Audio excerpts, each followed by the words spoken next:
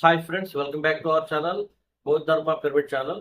Friends, ఈ వీడియోలో మనం ఇంతకుముందు చెప్పిన విధంగా లా ఆఫ్ అట్రాక్షన్ గురించి, జస్ట్ లా ఆఫ్ అట్రాక్షన్ ఆకర్షణ సిద్ధాంతం అంటే ఏంటో చూసాం. ఈ వీడియోలో వచ్చేసి ఏంటంటే why does the law of attraction work, ఎందుకు ఆకర్షణ సిద్ధాంతం పనిచేస్తుంది పక్కాగా అన్న దాని మీద ఈ వీడియో ఉంటుంది. ఆకర్షణ సిద్ధాంతం అనేది పక్కా ఫ్రెండ్స్, మీరు నమ్మినా నమ్మకపోయినా అది ఫ్యాక్ట్. అది అయితే ఇక్కడ ఈ వీడియోలో మీకు చెప్పొచ్చేది ఏంటంటే, మీ యొక్క బ్రెయిన్ ఒక మిషన్ లాంటిది.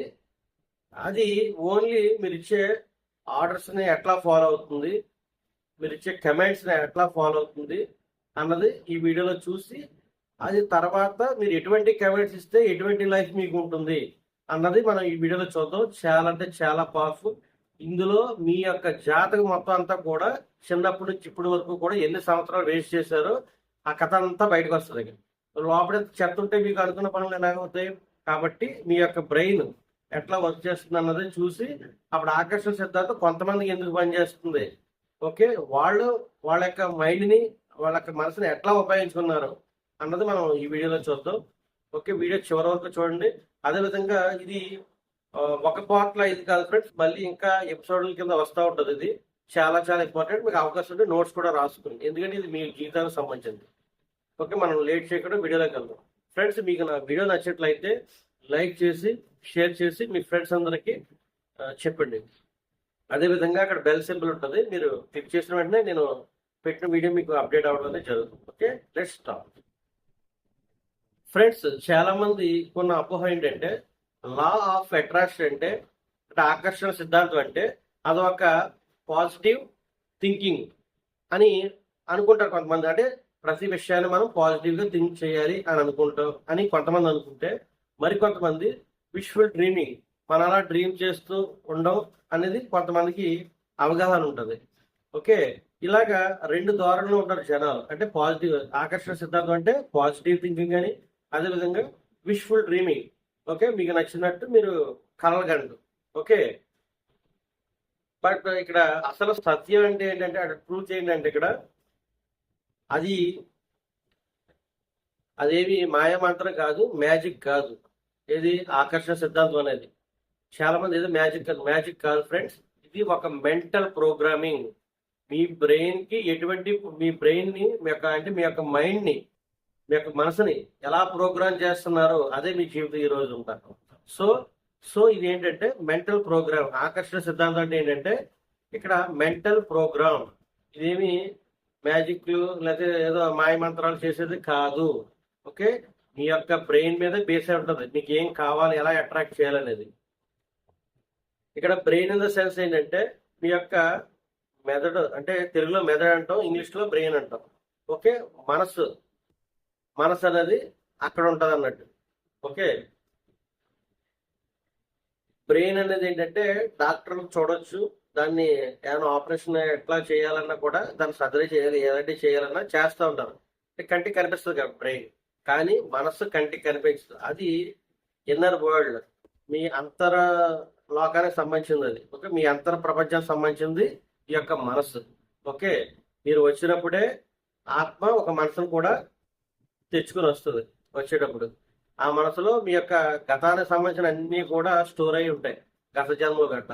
కాబట్టి ఆత్మ ఎవరికి కనిపించాలి, మైండ్ మనసు ఎవరికి కనిపించదు. అది ఓన్లీ ఎవరైతే ధ్యానం చేస్తారో ఆటోమేటిక్గా వాళ్ళ గత జన్మ చూసుకున్నారంటే దాని అర్థం ఏంటి, ఆల్రెడీ అక్కడ స్టోర్ అయి ఉంటుంది.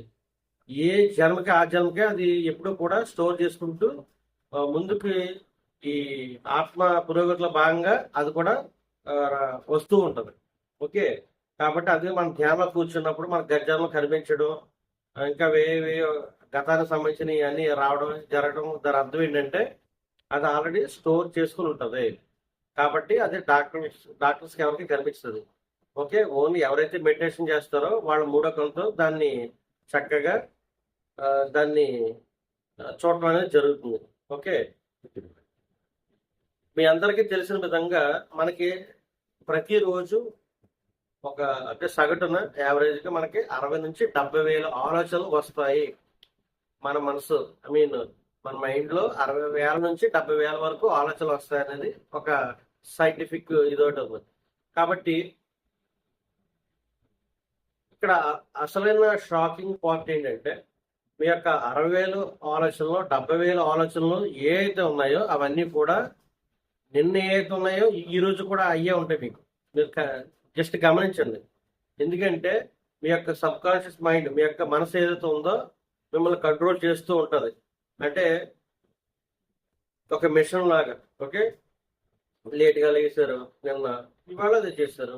నిన్న ఫుల్గా తినేశారు, కొంచెం తిందామని వాళ్ళు కూడా ఫుల్గా తినేశారు. అలాగే ఏదైనా సరే ఎక్కువగా మాట్లాడకూడదు అనుకున్నారు, కానీ ఈ రోజు కూడా ఎక్కువగా మాట్లాడేశారు. మీరు ఎరుకుతో గమనించినట్లయితే మీరు నిర్ణయం చేశారో ఈ రోజు కూడా అదే చేస్తారు. అంటే ఒక బానిసలాగా, ఒక స్లేవ్ లాగా మీ యొక్క సబ్ కాన్షియస్ మైండ్ మిమ్మల్ని వాడుకుంటూ ఉంది. ఎందుకంటే మీకు ఎరుక లేదు, మెడిటేషన్ లేదు, ధ్యానం లేదు. సో మీరు మనసు కంట్రోల్ ఉన్నారు. ఇక్కడ 100కి 95% అంటే 95% మీ యొక్క సబ్ కాన్షియస్ మైండ్ మిమ్మల్ని ఆక్యుపై చేస్తుంది. ఓకే, మిమ్మల్ని కంట్రోల్ పెట్టుకుంది. ఓన్లీ 5% మీతో మీరు ఉండేది. మిగతా 95% మీ మనసు చెప్పినట్టు మీరు వింటారు. ఓకే, ఎందుకంటే చిన్నప్పటి నుంచి మీకు పుట్టిన పెరిగిన వాతావరణం ఇవన్నీ కూడా మీకు అలా ప్రోగ్రామ్ చేయబడింది. ఇది ఈ టైంకి ఇలా చేయాలి, ఈ టైంకి అది చేయాలి, ఇలా ఉండాలి, అలా ఉండాలి, అట్ట ఎట్ట అట్ట, అలా ఒక ప్రోగ్రామ్ చేయబడింది మీ చుట్టూ ఉన్న ప్రజల చేత, సమాజం చేత అట్లా. సో మీరు అలా పెరుగుతూ వచ్చారు, దానికి కమాండ్ ఇస్తూ వచ్చారు. సో మీరు ఆటోమేటిక్గా మీ యొక్క సబ్ కాన్షియస్ మైండ్, మీ మనసు ఏదైతుందో ఆటోమేటిక్గా కంట్రోల్ చేస్తూ ఉంది ఈ రోజు వరకు కూడా.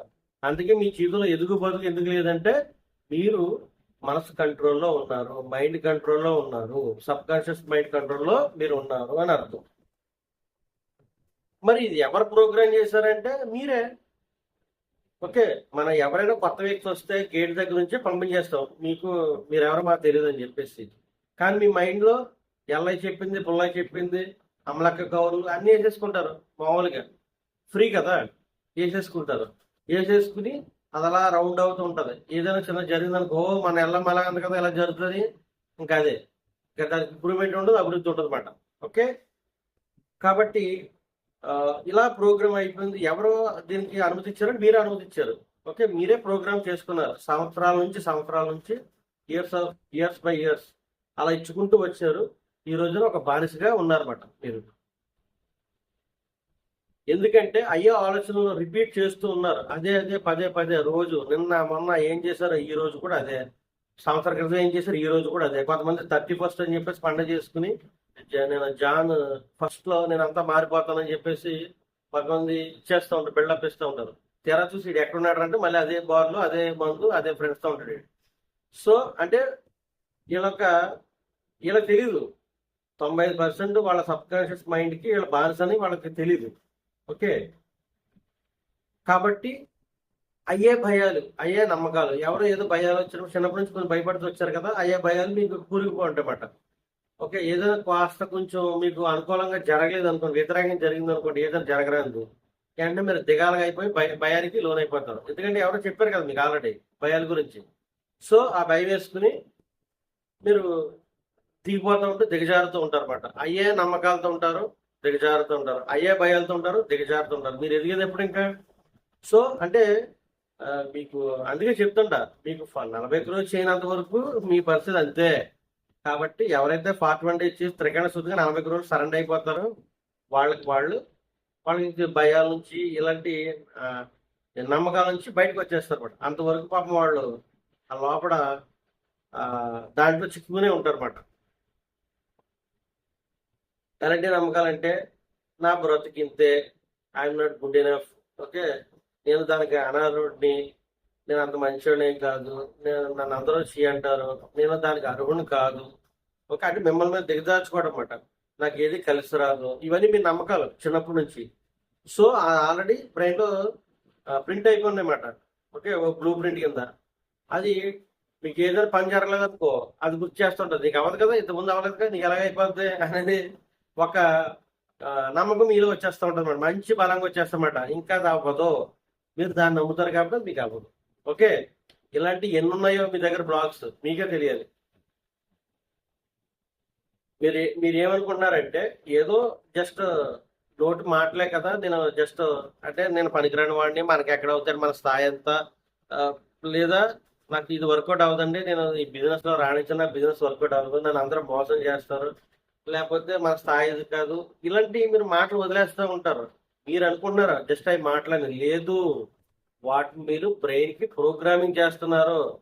నా పరిస్థితి ఇదే, నా భవిష్యత్తు ఇదే అని మీరు ప్రోగ్రామింగ్ చేసుకుంటున్నారు. సబ్ కాన్షియస్ మైండ్ లో గట్టిగా ప్రింట్ అయిపోయిందన్నమాట.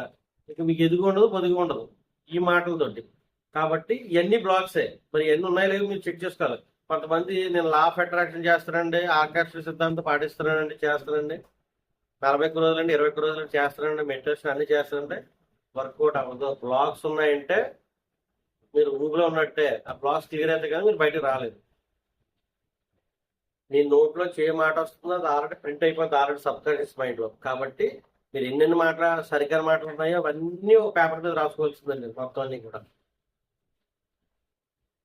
మీ యొక్క బ్రెయిన్ లో చిన్న పార్ట్ ఉంటుంది, అంటే reticular activating system, RAS, reticular activating system.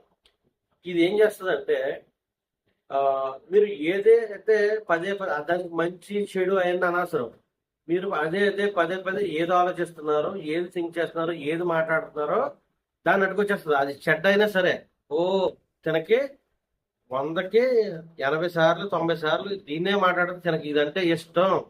మీరు మంచి మాటలు 10 మాట్లాడారు, పనికి మళ్ళీ 90 మాట్లాడారు అనుకో విషయం పట్ల, ఓ ఇతనికి ఇది ఇష్టం అని మీకు అది ప్రూఫ్ చూపించి నెట్కి పట్టుకొచ్చి ఫిల్టర్ చేసి మంచి అంతా తీసి పక్కన పెట్టేసి ఆ చెత్త అంతా పట్టుకొచ్చి 90% మీకు ఇస్తారు. ఎందుకంటే మీరు ఇష్టపడుతున్నారు కదా. మీరు లోపల తీవ్రంగా దాన్ని ఎక్కువగా మాట్లాడుతున్నారు, దాని గురించి ఆలోచిస్తున్నారు, దాని గురించి 10 మందితో డిస్కస్ చేస్తున్నారు. కాబట్టి ఈ రెటిక్యులర్ యాక్టివేటింగ్ సిస్టమ్ ఏదైతే ఉందో దాన్ని మీకు తీసుకొచ్చి ప్రూఫ్ గా మీకు చూపిస్తుంది అన్నమాట. ఓకే, ఏదో కార్ గురించి మనసులో ఉంది, రోడ్డు మీద వెళ్ళగానే కార్ కనిపిస్తుంది, పలానా వ్యక్తిని ఏదో మీరు అనుకున్నారు యూజువల్ గా, అలాంటి ఆ వ్యక్తి మీకు ఎక్కడో తక్కువ మీరు మార్కెట్ లో కనిపించడం, లేకపోతే ఇంటికి రావడం, ఫోన్ లో చేయడం ఏదో జరుగుతుంది. ఓకే, సో ప్రూఫ్ నెదుగుతూ ఉంటుంది, మరి ఫిల్టర్ చేస్తూ ఉంటుంది, నెదుగుతూ ఉంటుంది. కాబట్టి మీ బ్రెయిన్ లో ఏం వేసుకుంటారనేది చాలా ఇంపార్టెంట్. కాబట్టి మీరు దేని మీద ఫోకస్ చేస్తున్నారో అది మీ దగ్గరికి వచ్చేస్తుంది. జాగ్రత్త, అది మంచి అయినా సరే చెడైనా సరే. మీరు ఫోకస్ ఎలా చేయండి. ఐఎమ్ టైర్డ్, అలసిపోయాను, ఐఎమ్ సిక్, నాకు నీరసంగా ఉంది, ఐఎమ్ లేజీ, నేను సోమరుగా ఉన్నాను, సోమర్థంతో ఉన్నాను, నా వల్ల కాదు, ఇలా ఐఎమ్ డల్, ఇలాగా సరికాని మాటలు మాట్లాడుతూ ఉన్నారనుకోండి. నాకు ఫ్రెండ్స్ ఎక్కువ ఉండరు, నాకు అదంటే ఇష్టం ఉండదు, ఇదంటే ఇష్టం ఉండదు, అనుకో, అప్పుడు ఏం చేస్తుందంటే రెటిక్యులర్ యాక్టివేటింగ్ సిస్టమ్, ఓకే అయితే సోమర్థనంగా కోరుకుంటాడు కాబట్టి సోమర్థనంగా ఉండే వ్యక్తులు కావాలి వచ్చేస్తారు. ఆటోమేటిక్గా మీ లోపల బాడీలో సిస్టమ్ కూడా సోమర్థానికి సంబంధించినట్టుగా తయారైపోతుంది. అలాగే మీరు కూడా టైర్డ్ అయిపోతారు. ఆటోమేటిక్ ఏ పని చేసినా సిక్గా ఉంటారు, టైర్డ్ అయిపోయి అలసిపోతూ ఉంటారు. ఎందుకంటే మీ ఫోకస్ దాని మీద ఉంది కదా. మీ ఫోకస్ దేని మీద ఉందో రెటిక్యులర్ యాక్టివిటీ సిస్టమ్ దాన్ని మీకు అబ్జెక్ట్ తీసుకొచ్చి, సో మీరు పాజిటివ్ అఫర్మేషన్స్ ఏవైతే ఉన్నాయో దాన్ని చేసుకోవడం, ఎక్కువగా పాజిటివ్గా మాట్లాడటం చేస్తూ ఉండి. ఎందుకంటే ప్రతి ఆలోచనకి ఎనర్జీ ఉంటుంది, అది సైన్స్ అని చెప్తుంది, అది ప్రూవ్ చేశారు ఆల్రెడీ.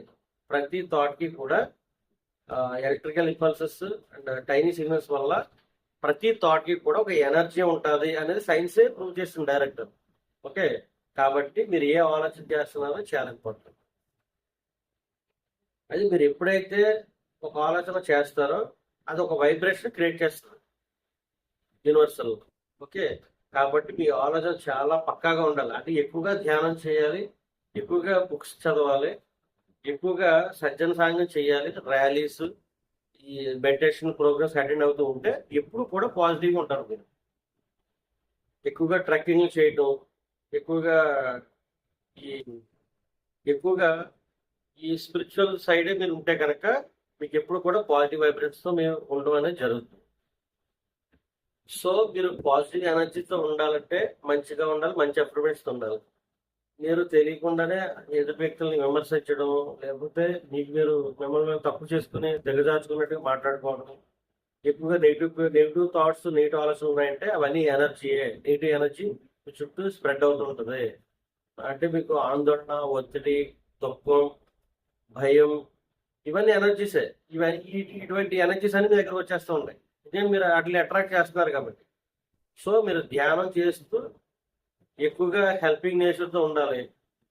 ప్రేమతో అంటే జంతువుల పట్లతో ఎక్కువగా ప్రేమగా ప్రతిదీ లవ్లీగా చూడాలి. ప్రతి దాన్ని కూడా ఒక చెట్టుని, పుట్టని, ప్రతి దాన్ని, ఒక చేవని, ప్రతి దాన్ని మాట కరుణ, ప్రేమ, దయ. మీ దగ్గర ఉన్నది ₹1, ఇప్పుడు ₹100 ఉన్నాయి. ఒక ₹10 అట్టుకెళ్ళి మీరు ఎవరికైనా సాయం చేయండి అంతే. అప్పుడు మీ వైబ్రేషన్ పాజిటివ్గా మారుతుంది. సో మీరు 10 ఇస్తే అక్కడ మీకు 100 రెట్లు వస్తుంది ఆటోమేటిక్గా ప్రకృతి నుంచి. మీరు ఇస్తారా లేదా చెక్ చేస్తుంది. మీ దగ్గర ఎంత ఉన్నదో ఇంపార్టెంట్ కాదు, మీరు ఇచ్చే గుణం ఉందా లేదా ప్రకృతి నేచర్ మిమ్మల్ని చెక్ చేయడం అనేది జరుగుతుంది. కాబట్టి మీరు ఎక్కువగా పాజిటివ్ వైబ్రేషన్తో ఉండాలంటే కనుక మెడిటేషన్ చేయాలా, ఎక్కువగా హెల్పింగ్ హ్యాండ్స్ అంటే ప్రతి ఒక్కరు సాయం చేస్తూ ఉండాలా. ఎక్కువగా కూడా ఎవరికి అంటే మీ దగ్గర ఏది ఉందో అది ఎదుటి వ్యక్తులు ఇవ్వడం అనేది నేర్చుకున్నారనుకో ఎప్పుడు కూడా మీకు నెగిటివ్ రాదు. ఓకే, అలాగే బుక్స్ చదవడం వల్ల కూడా మీ యొక్క యాటిట్యూడ్ మారుతూ ఉంటుంది, స్పిరిచువల్ బుక్స్. సో ఇక్కడ పాజిటివ్ ఎనర్జీ, నెగిటివ్ ఎనర్జీ రెండు ఉన్నాయి.